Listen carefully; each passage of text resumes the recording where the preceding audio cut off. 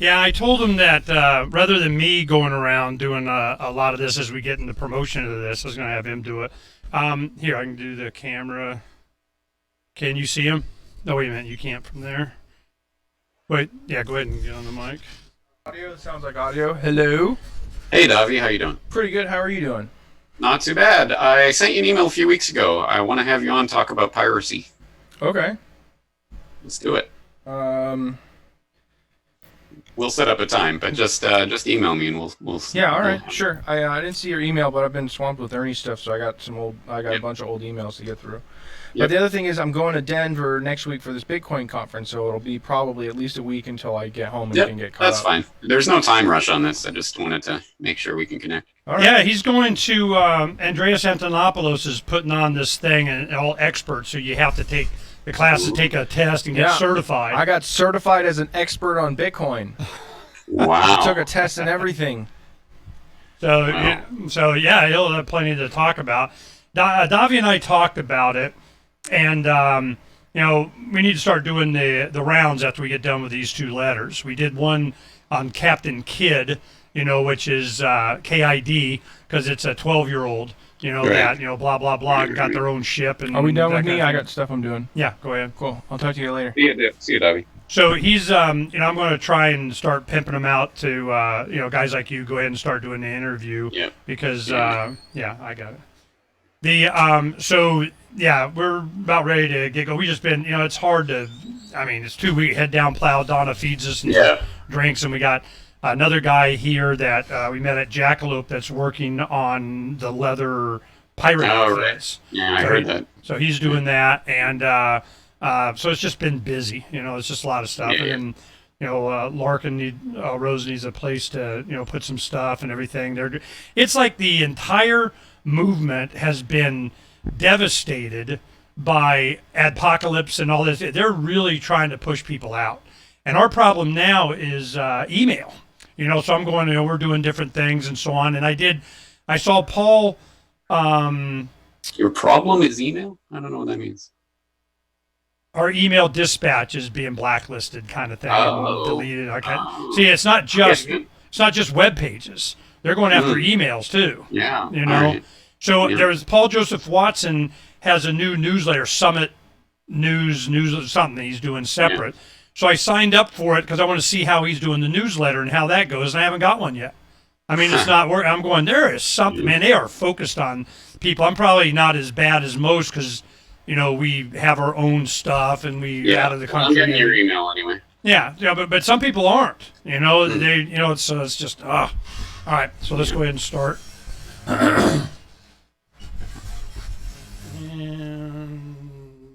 It's time for Declare Your Independence with Ernest Hancock. Believe me when I say we have a difficult time ahead of us.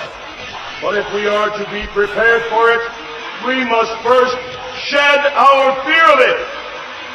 I stand here without fear because I remember that I am here not because of the path that lies before me, but because of the path that lies behind me.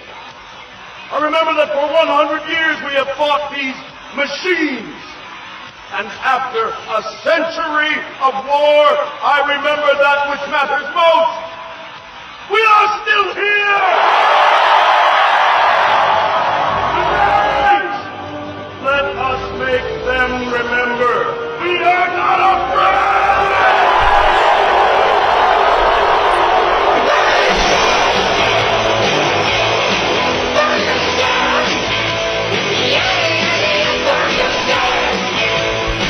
Yeah, unafeared, here and declare your independence of me, Ernest Hancock, especially unafeared when I have Mr. James Corbett on, because we're going to get it explained to us, and we know what's up.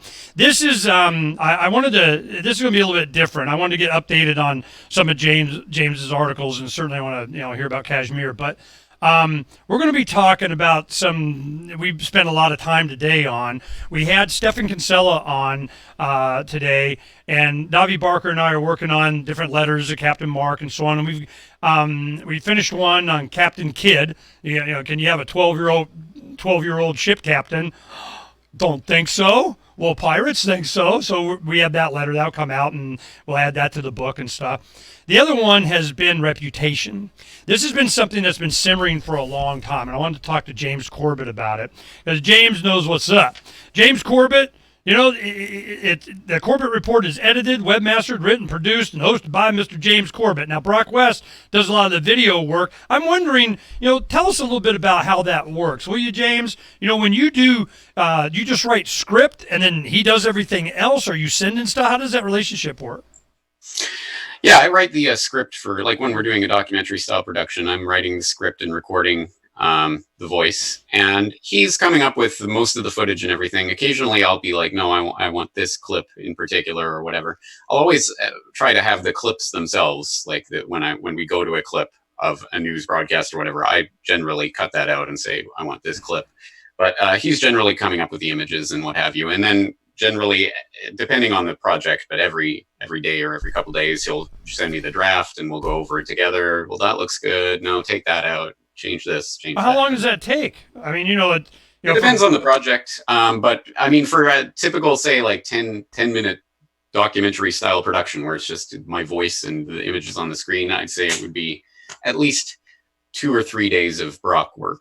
And, okay, well, that's not, like weeks, but because you got one right behind it. I mean, the boy's busy, I'm sure. Yeah. And we're working on a bunch that are coming out in a couple weeks. Yeah, see, you're the one sucking up Brock's time, man. You're the Brock time suck. Nobody gets to share Brock. All right. So Brock is available, but just not all the time. Yeah. So. No, I do a regular James Corbett weekly thing. Whoa, man. There's he does got enough work. Well, he does compliments because you guys together make a great team. You do a lot of good work. But of course, you got to write it. Somebody's got to do it. And but when you do your little quickies on the man on the street, I got an opinion. That's usually just pretty much you, I imagine. Yeah, I record it. I do generally send it off so we can put on a lower third and what have you, but it doesn't take much. Yeah. No, I'm glad you guys are working together. This is the one thing that is an issue that's really been top of mind for a couple of days for us, and I wanted to get your input on this because I feel that man, where's James, man? We need to get James here to talk about this. We came across what the Crown always needs. They're worried about gossip. They're worried about people talking. They're worried about their legitimacy. So that's where, we started to find out with writings from Rothbard and Kinsella, and we had them on, we're talking, and Davi's research and everything. It comes down to, that's why you have laws against slander and libel. Slander, what you say; libel, what you write. And, the answer to, bad speech is more speech kind of thing.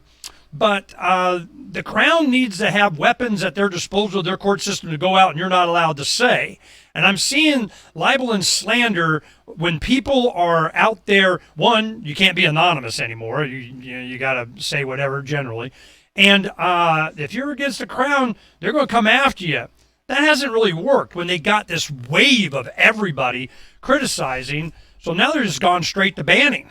And one thing that we have noticed over the past, well, it's been happening for a long time, and I mean, they really amped it up. We play all kinds of games and stuff and move email services, and we go to countries and, blah, blah, blah.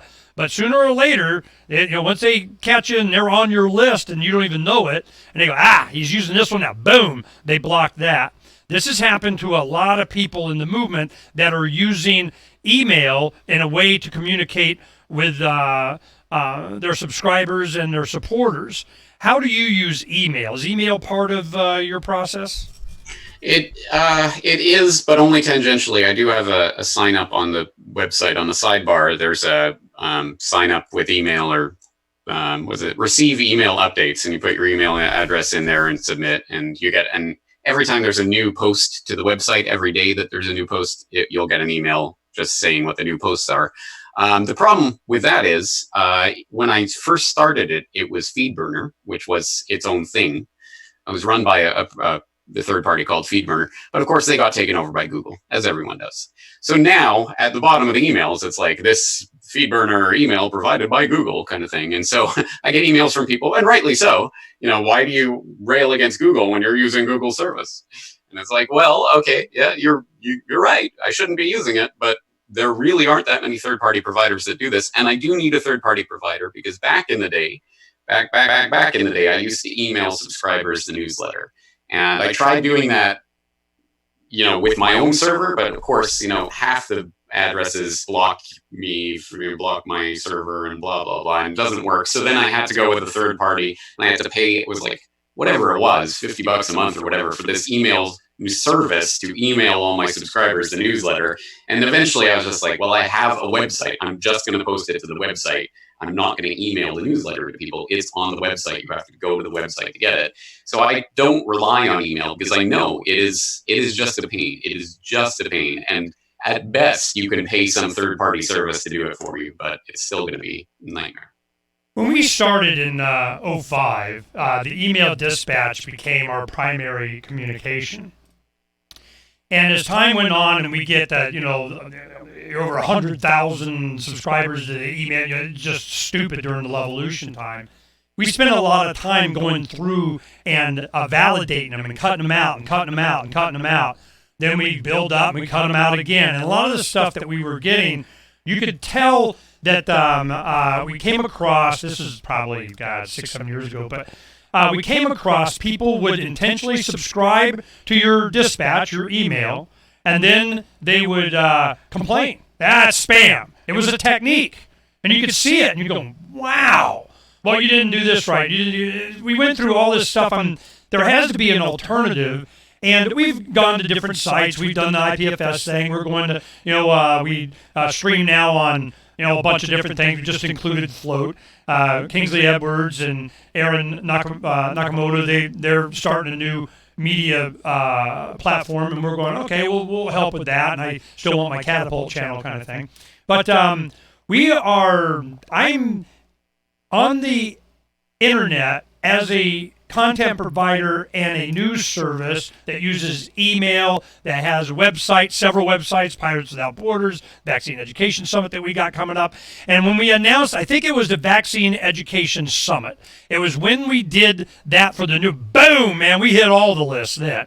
And I go, well, it didn't surprise me, but I'm just going, wow, they got this thing locked down. And it is going to have, and I'm wondering how this isn't like election manipulation for 2020. I don't need the Russians doing it. Yeah, of course, yeah. Yeah, exactly. 2020 is kind of we know by next year they're going to have all these things locked down. And it's always been cat and mouse. You always have to stay a step ahead of it. But at a certain point, there's only so many places the mouse can run. And eventually they're going to have all the things closed down. So, there's not ever going to be a single bullet for this. But at least before, you had many different ways you could try to get to people, but they are shutting them down and they are starting to blacklist. I want to give you, we talked, there was a gentleman, I don't know if you talked to him, Etienne de la Bouteille on Understanding Our Slavery book. Have you ever came across that? I heard your interview with him. He is, it's an interesting book, and it goes after, the young, because he was a divorced father that wanted to have an input on his kids, and of course the wife, you gotta this, you gotta. And he's like, fine, I'll just write a book and, free my children. Your dad wrote a book and maybe, a gazillion other kids. And then we came up with that. Did you hear the show about doing our pirate box? Okay, I'm going to show you this. What we did is, this is like a year ago, we did this for FIJA, Fully Informed Jury Association, FIJA.org. And what it is, it's a pirate communication box. Here's this router, okay? Then all you need is a battery. Now, some of the batteries we have solar panels on them, so it just keeps charging. And then you have, we have an 8 gig, and we're going to go up to 16 gig. And all this is a USB. It goes in there, you plug in the router, you turn it on.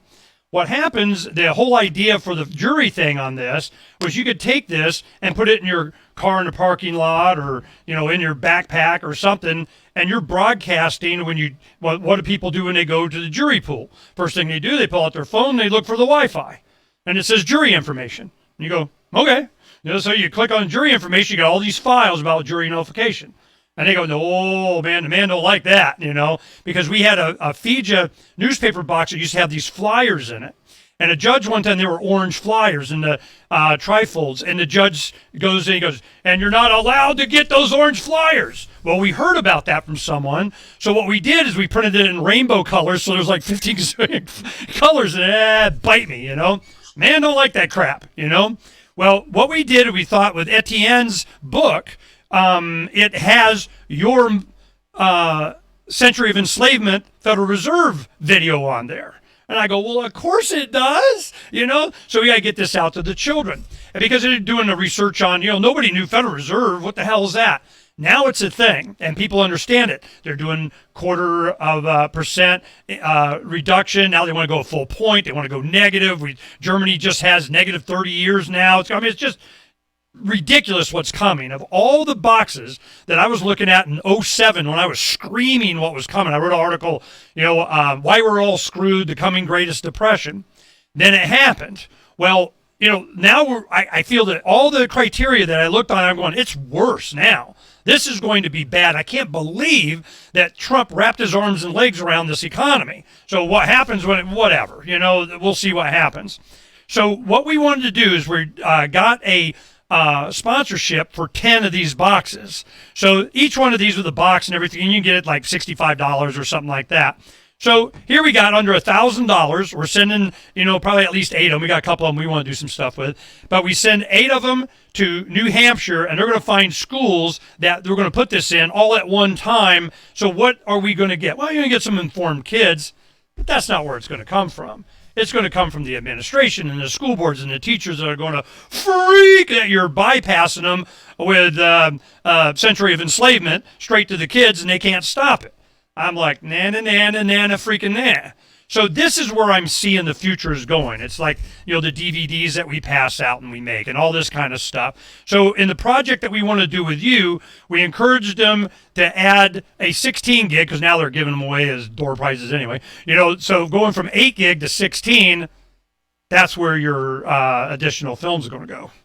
Nah. Who loves you, man? Come on. Awesome. Come on. Yeah, do it. So one thing that I wanted to get your opinion on, we were talking about, we'll get into Kashmir in a little bit, but we were talking about reputation and online, and then we started realizing, you know, with all the gaming of reputation and ranking stuff up and owners of restaurants going in and bashing their competitors and saying how great they are. I mean, you game everything. Then you have Twitter wants to have, you know, ID to get a blue check mark. It's really the real James Corbett, you know, that kind of stuff.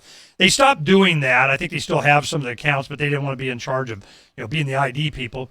But the pirates go, yeah, we're going to have an ID. I mean, there's going to, you know, people sign on to a crew. I don't care what name you use, but, you know, it's going to be biometrically facial record of you, you know. So, yeah, we'll have a list. It's just not government curated. It's kind of blockchain-y open. Everybody has and did. But how do you set it up? When you have somebody comments on your service or what kind of good pirate or bad guy you are or something, you need to also be able to rate the rater. And the only one that we saw out of eBay and, you know, tenders and all this other stuff, the one that really kind of caught my eye was Yelp. Because I think they had these problems. So when somebody does a rating on you, you can go in and look at them. What did they comment on? They got a trend, a theme, or whatever. So you're ranking the rankers. And I got you'll like this. I got the webpage. Watchingthewatchers.online. Watching the Watchers online. So I got that setting over here, you know, just kind of, you know, I just thought that was, you know, something we can make use of. You could do something with that, yeah. Yeah, I think so. So this is reputation. When you do a story, or now we say, we'll just go and see what Snopes says. Well, then you know, it seems like, you know, they're part of the intelligence community now or something. Have you heard that? I don't know anything formal about that, but clearly they are political operatives and have been. Yeah. So who do you go? It was great when they were doing, you know, debunking, you know, whatever razors in the candy apples and Halloween kind of stories. But when they moved into political stuff, it quickly became. Yeah, it got messed up. So reputation. Who and how do you validate the information that you get? Because you get a lot of good stuff in your presentations. I wonder what's your criteria?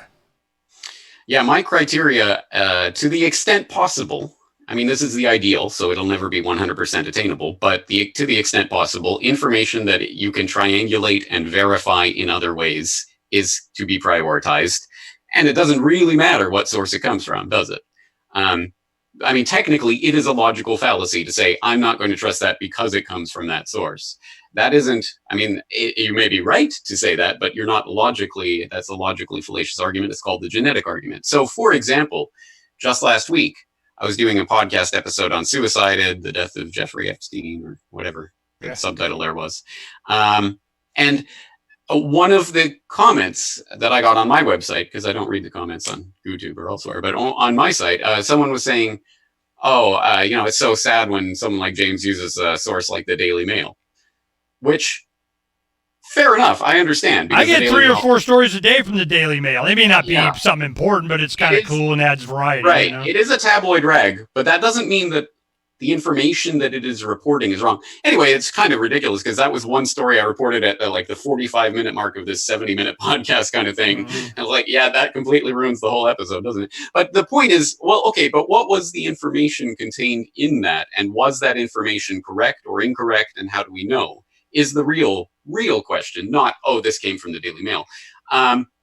Having said that, again, of course, that is the ideal. And of course, I mean, I myself, I don't go to the Daily Mail every day looking for news stories because that isn't where I'm going to find, generally speaking, the news stories that I'm interested in covering. So, I mean, is there an objective standard that you can use? Probably not, but that I'm more likely to find a story here than to find a story here, just based on who I am and my interests and the types of things that I...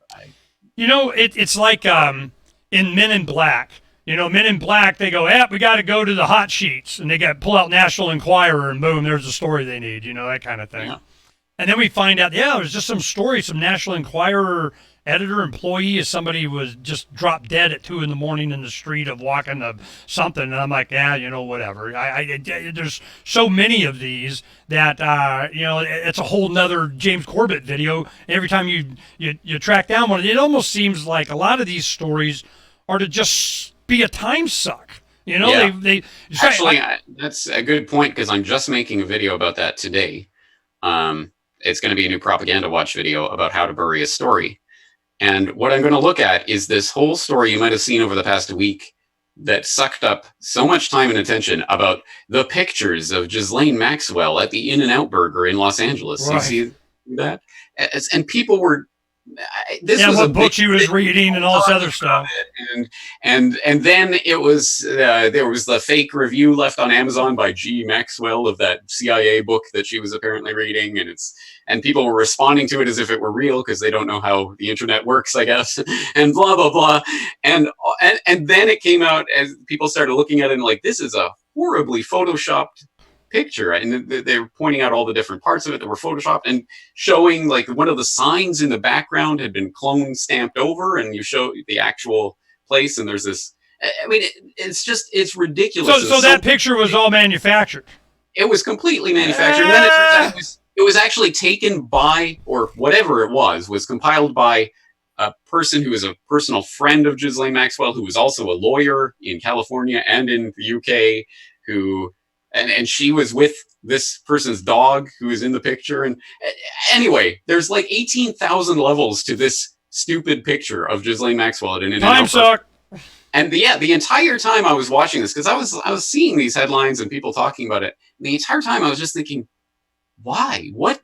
Like, even if this were true, even if this were completely fake, what does any of this matter? This has nothing to do with the price of tea in China. Why are we spending so much time on this?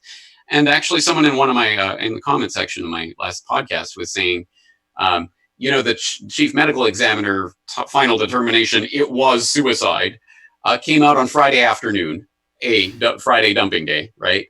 And then B, right after that, we get this In-N-Out Burger photo, taking all of the energy, attention, taking it all away from that and towards this. I think is a classic example of how to basically distract people with a nothing burger, right? This is literally a nothing. Bury the lead.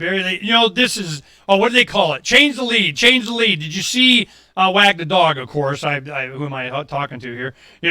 Wag the Dog was all about controlling the 24 and 72-hour news cycle. And anyone that hasn't seen Wag the Dog really needs to see it. Now, it's Dustin Hoffman, Robert De Niro, and so on. So, there's entertainment ensues, but it is, it's way more accurate and true of what happens than I think people are comfortable with realizing. In fact, it's a lot worse than that.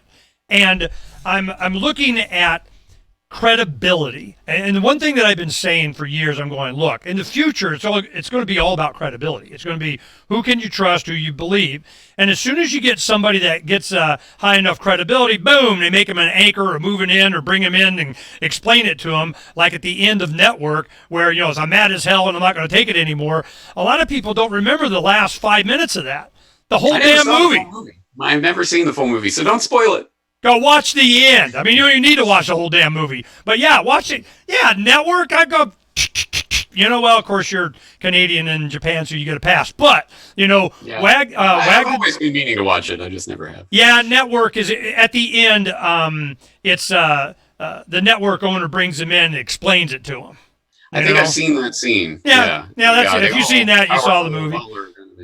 Yeah. It's, Network, it's not like this stuff wasn't known, by a lot of people. And then I get comments from a lot of people that they're desensitizing us to stuff. What do you think of that? In what sense? Well, it's like you watch I remember there was a cop show called Almost Human. I really liked it. It was in the future, and he had an android partner and so on. And the lead detective was the guy that played Bones on the new Star Treks, the movies with Chris Pine. And so I liked him, whatever his name is. And so it was a good show, but it would have police work in the future. Well, of course we're going to, follow everybody. Of course we can find anybody. Of course we read all their stuff. Of course of course, it's in the future, of course. So it's desensitizing us to this stuff coming. Right. Desensitization, specifically in that context, I would call it predictive programming. And I've done a lot of episodes on that. Type those words into my search bar. Those are the keywords. Predictive programming. Yeah.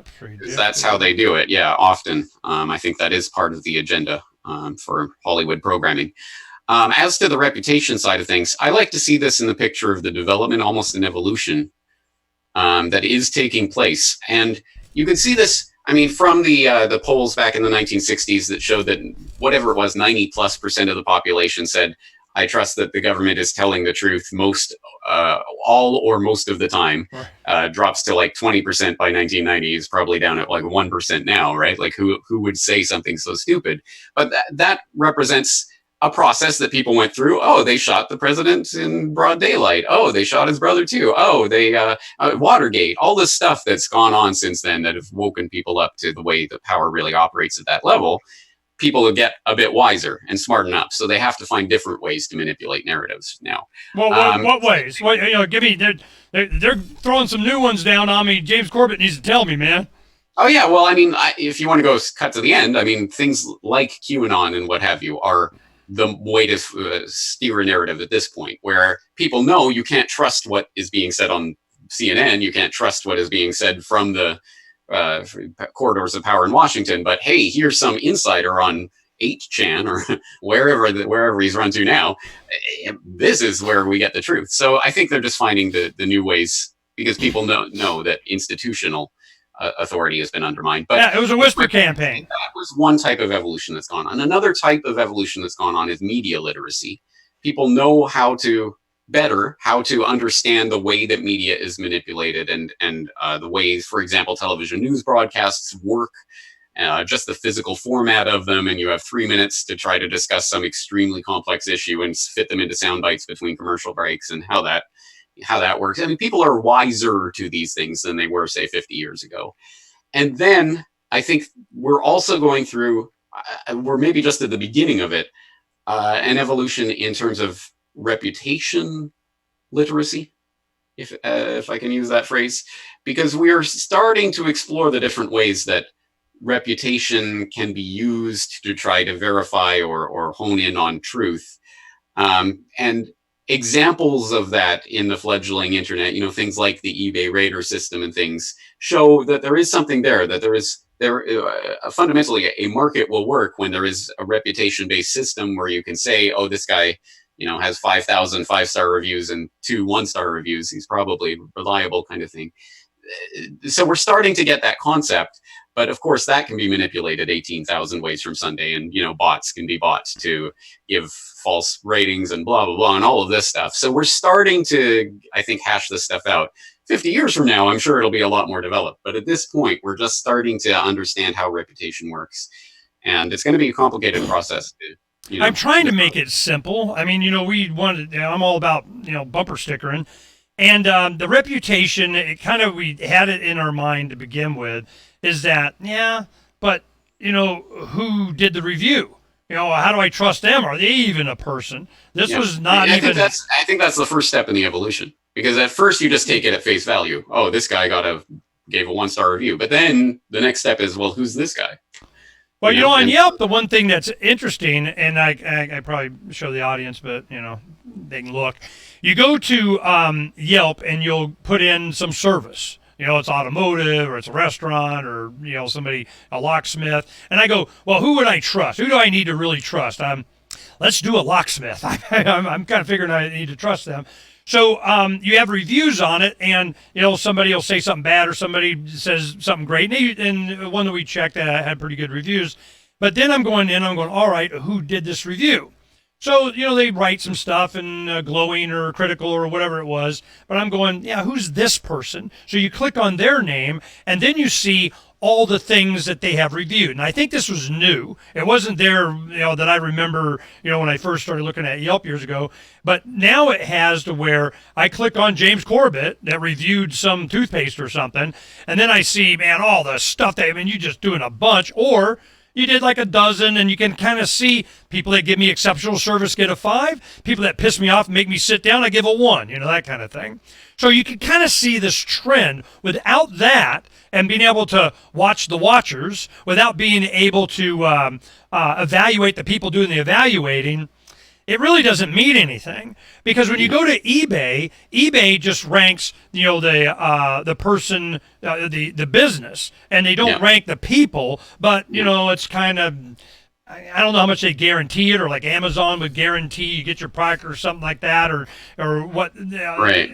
I'm assuming with eBay you have to have a verified purchase in order to leave a rating. So that's one form of filter. I mean, you can't just go on eBay and rate someone a 1-star if you haven't bought anything from them. Right.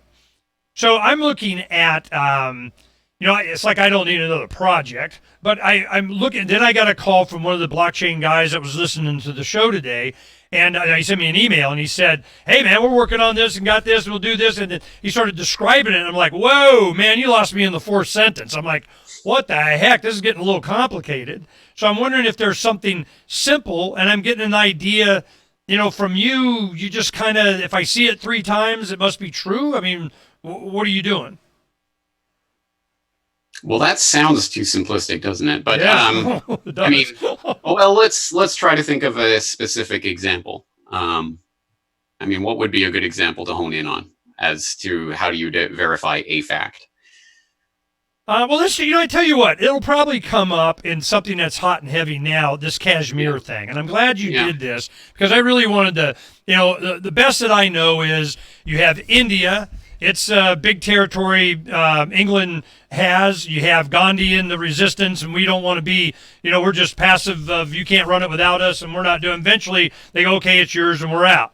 And empires around the world this was happening to. And that's what the royal family was all about, trying to save that there's any monarchy. I mean, can we have one, And so what happened was the Muslims and the Hindu and whatever else, Buddha, whatever, there were kind of separated. And the Muslims went, and that was what became Pakistan. Was Pakistan before the breakup in India? Or did that? It was together with the breakup. Okay, so Pakistan's created.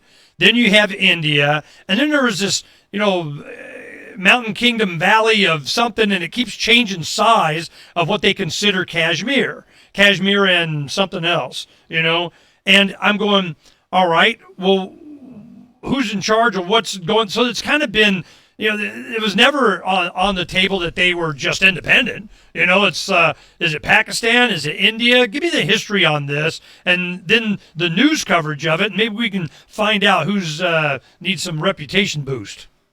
Well, independence was on the table at the time of partition, and there were people who wanted Kashmir to the kingdom, the principality, whatever it was, whatever they called their leader, was ruling that area. But there were people who wanted it to join with Pakistan. There were people who wanted it to join with India. There were people who wanted it to be independent. And it did seem like at first they were going to go the independent route, but then there was attacks and other things, and basically they said the ruler said for our safety and stability, we're going to go and sign an instrument of accession with India. And Instrument of what? An instrument of accession, as in, the hell does that mean? I, the ruler of Kashmir, will sign this document and agree to abide by this clause in the Indian constitution, and you will agree that I have sovereignty over this and this. The formal agreement about how Kashmir was going to slide. Yeah, I just saw 300 again a few days ago, and as Xerxes getting there, I am very generous, and I ask only that you kneel, So, I mean, is that what was going on? Well, essentially, it depends, I suppose, which side of the story you're reading. But I just found out when I was researching this recently, actually, that instrument of accession has never or had never been seen by the public until very recently, to the point where there were scholars who argued it didn't exist. They said, no, this document didn't really exist. You didn't actually sign anything. It was only like 3 years ago that someone dug it up out of the archives and physically posted it online. Yeah, it exists. Did you read it? Not the whole thing. I mean, it's still, Oh, is it long? But I don't remember. It's long enough that I didn't read the whole thing. We'll put it that way. Thou shalt submit to, kind of thing. Yeah, but essentially what the ruler of Kashmir at that time was trying to do was to become a kind of quasi part of India. And so there was a couple of clauses that were added to the Indian constitution to basically try to guarantee that semi-sovereignty. Article 370 and Article 35A. Essentially, it was to say that Kashmir could decide which parts of the Indian constitution would apply to Kashmir. And they would do this through some constitutional, legislative assembly. Why did they even care? Why did they have to have them part of India? They got some oil field or something? I mean, why do they care? I think that the geographical proximity to Pakistan is something that puts it in and the fact that it was majority Muslim but controlled by Hindus. So here's an Indian toehold into Muslim territory, as it were. Well, this is that they would do. I'm sorry. Go ahead. I was just going to say that's one of the factors. I'm sure there's like 8,000 historical. Well, I tell you what, the timing was interesting because while Hong Kong and China is going on, India and Kashmir is going on. I'm wondering if they're connected. Well, here's the way they're connected for me as a Canadian in Japan who's writing about these things from thousands of miles away, never having I set foot in Hong Kong, but I've never set foot in Kashmir or India. But for me, this keeps coming back to this question of what is my place or your place or the place of people outside of these areas and outside of these regions. What should our position or role in these sorts of things be? Because you look at Hong Kong, here's a protest movement about China and Beijing trying to encroach on Hong Kong and its semi-quasi autonomy, whatever they want to call it. It's a special autonomous region, right? What does that mean? Well, that's being decided right now. And so there's people in Hong Kong who are saying, back off Beijing. Understandable. And from our freedom perspective, right? I mean, that's something we should laud and be supportive of. But at the same time, we know that the NED and all these nefarious US alphabet supers and others have their tentacles in there, stirring things up and funding opposition. Because it's, they're using a proxy to get at Beijing, essentially. So then, should we be like, well, okay, but then, so this independence movement is not legitimate, so we shouldn't be supporting them. What is our role in this? For me, it keeps going back to, well, who cares what I think or you think? It should be about, the principle, if there is any involved, should be what do the people who live there think? Right? And it is for them to sort out, not for us. Easier said than done. Again, I can't control what alphabet soup agencies are doing what here and there and stirring stuff up, but I can at least control my reaction to that and what I'm going to support or not support. And the same thing in Kashmir. I mean, again, the Kashmiris are being used as political pawns in this Pakistan-India game. China also has part of the region and has its own interests. And then the U.S., of course, always puppeteering from the sidelines. America and her interest. You know, I'm looking at what I was showing the audience. Well, I guess we're running out of time. I want to make sure I get this. Hong Kong, chaos before order. Now, usually I watch your videos and wait for your articles to become videos or whatever.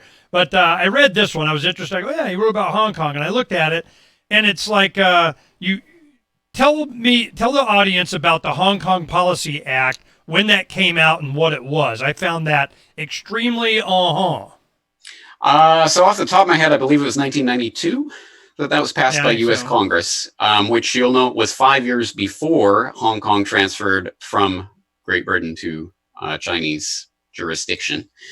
So U.S. was basically getting prepared for that handover, and they were saying that essentially there's going to be a status quo here. I think the autonomy of Hong Kong was guaranteed till 2047 or something like that. So they were saying until that point, you know, we're going to make sure that Hong Kong remains separate and from China and is not basically taken over by them. And we will devote funds and resources to do that. And the president will be able to sanction or to scuttle any deals with Hong Kong or with China based on the way that this plays out, kind of thing, which is important because obviously Hong Kong, certainly at that time, still to some extent today, was the financial lifeline for China to the rest of the world, because China's all closed off, but Hong Kong is free, and that's where all the financial institutions go. So that's kind of their outlet. If the U.S. stops cooperating with them, effectively sanctions them out of the financial system, then China would be starved to death. That's not so true anymore. Hong Kong is less important as I think it's Shanghai. I can't remember which region of China is becoming more of a international financial hub. Yeah, but, they got this is the things I didn't know. One, you had the island of Hong Kong with the harbor. Now, across the water is mainland China, but that's still Hong Kong. That's called Kowloon or something. Kowloon, right? Yeah. And then across, then you got a border, and across that's Shenzhen. Shenzhen's, 40 million. I don't know, it's a lot, tens of millions of people. And I've had people I've interviewed and stuff that have gone there. Like one of the original investors, MakerBot, he, when he sold out early on, he goes, I'm going to Shenzhen, man. He was telling me all about, you write some design or something you want to do on a napkin, and 3 days later you got a guy on a bicycle coming with a finished prototype. So I'm going, wow, this is it. Now China kind of wanted to leave them alone, and you guys go do what you're doing. But I think Hong Kong is more a threat philosophically. It is. It's like the U.S. wants to go after Iran because they told the U.S. to get bent and they just been a thorn in their side or something. Yeah. And so Hong Kong kind of plays that, but so does Taiwan. Taiwan used to be Formosa, and after World War II and Mao, he's challenging the leadership. They went to Taiwan or Formosa or whatever and declared independence. And now you had, like, the old Chinese government is Taiwan. How far off am I? Am I right about that?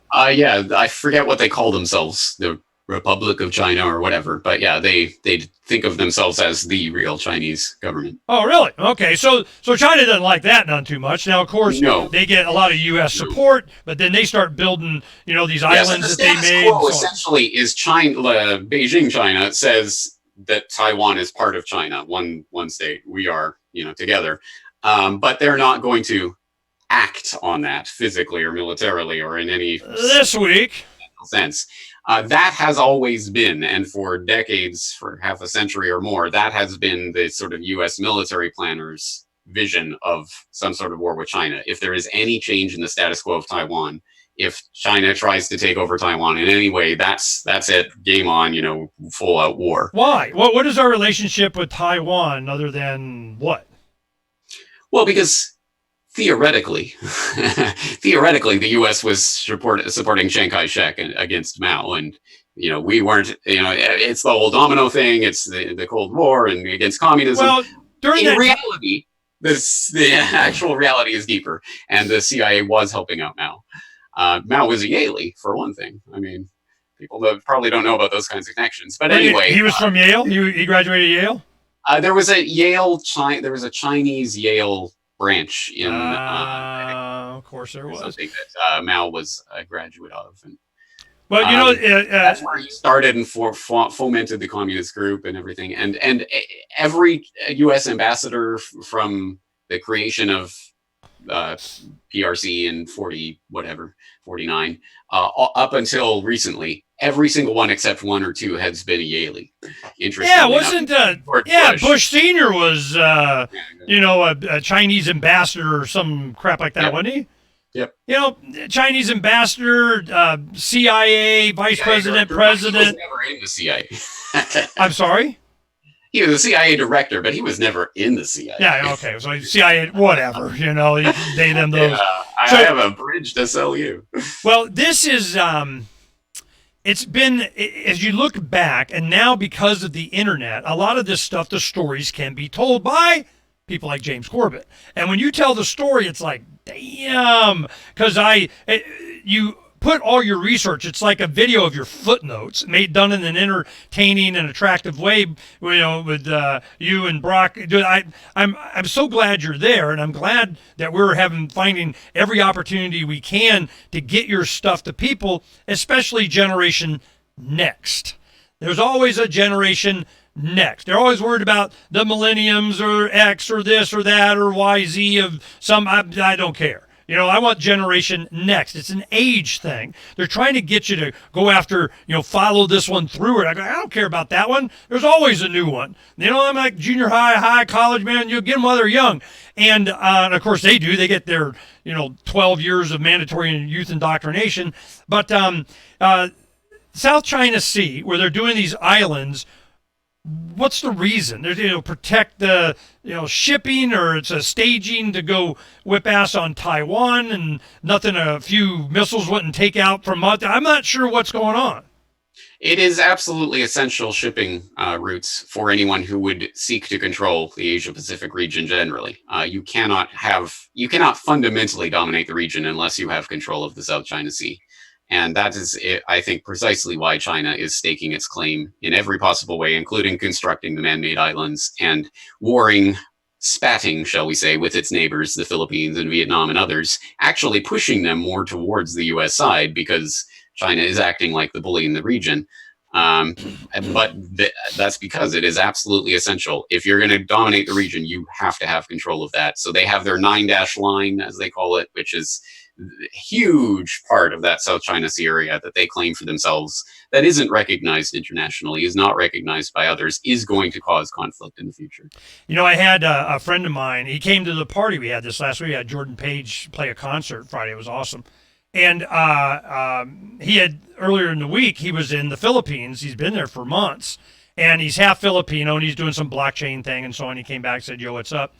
And while we were talking, when he was there, he's at a restaurant, we're yakking, and the China thing came up. Oh, I know what it was. He was talking about all these islands, and their blockchain thing is kind of working with the governments there because they don't have like a county recorder. There's nowhere that you can have property rights protected. So they're going, look, man, because there's like thousands. I mean, I thought he said something stupid, like 8,000 islands. It's some ridiculous number. And, or maybe it was 700. I think he said thousands. There was a lot of islands out there. And he goes, some of them just beautiful. And I go, I like to scuba. And he goes, yeah, man, they're white beaches, teeming coral reefs, and it's just awesome. It's a number one, everything. But we got to deal with China. And I'm like, what are you talking about? He goes, where they build those islands and a lot of stuff they're claiming, the Philippines claim that as their territory. And I'm going, yeah, got an aircraft carrier? I mean, how's that working out for you? So I should stress there is also underwater oil and gas deposits in the region that are just being sort of discovered, and they're starting to think about how to tap them. So that has a role to play as well. Yeah. Well, I don't know. China makes a lot of solar panels. I mean, we'll see how that works out. That's another thing. China's doing thorium reactors. Finally, somebody's doing thorium. Oh, really? So they're starting to build thorium reactors. That'd be a game changer too. I'm wondering, on the international scale, we have Kashmir, we have and Hong Kong thing going up at about the same time. Do you think India used the smokescreen from Hong Kong to do what they did? I mean, I don't think that's why. I don't imagine that's why they did it now, but it's helpful to for one purpose, to do exactly that. It was this color revolution thing. It was to, foment, dissension and umbrella revolutions, and we got to have democracy, and you support a little bit of that, and some flyers, a little bit of coolness, and some super robo babe and the kid, and kind of, you look at these and you go, these are how these always start, And I'm wondering, is there some material support of this? Of course there is, but we got a congressional law, a mandate, a department to do this. And for anybody to say, oh, we wouldn't do that, hell, you're mandated to do it. You got a freaking office there. Yeah. Which I do point out in the article, as I say, there's this video making the rounds now that was from 5 years ago, but it was a FoxNews.com host that had on a ex-Reaganite stooge, Michael Pillsbury. And she asked him, she started, because at that time, the Umbrella Revolution protests were going on. And so she asked him, the Chinese state media are blaming America for this. So do you think America is involved? And he's like, well, we're not completely to blame, but, we do have that Hong Kong Policy Act, and our embassy is acting on it. And the National Endowment has poured millions of dollars into Hong Kong. So probably Nicaragua in 1990. You can identify it there. Really? Was that the National Endowment for Democracy was Nicaragua thing also? 1990, yeah. So after the 80s and all the Iran-Contra stuff. But yeah, they've been there, they've been elsewhere. But one of the things is the NED was formed, I think, 83, something like that. But at the time, the Washington Post viewed the person who'd been appointed by Reagan to head up the NED. He was basically saying what we're doing is what the CIA was doing, undercover 20 years ago. We're just doing it out in the open. Well, it was because of legalities. I remember Congress passed a law. This is what Oliver North got, the Iran-Contra thing was going on, is that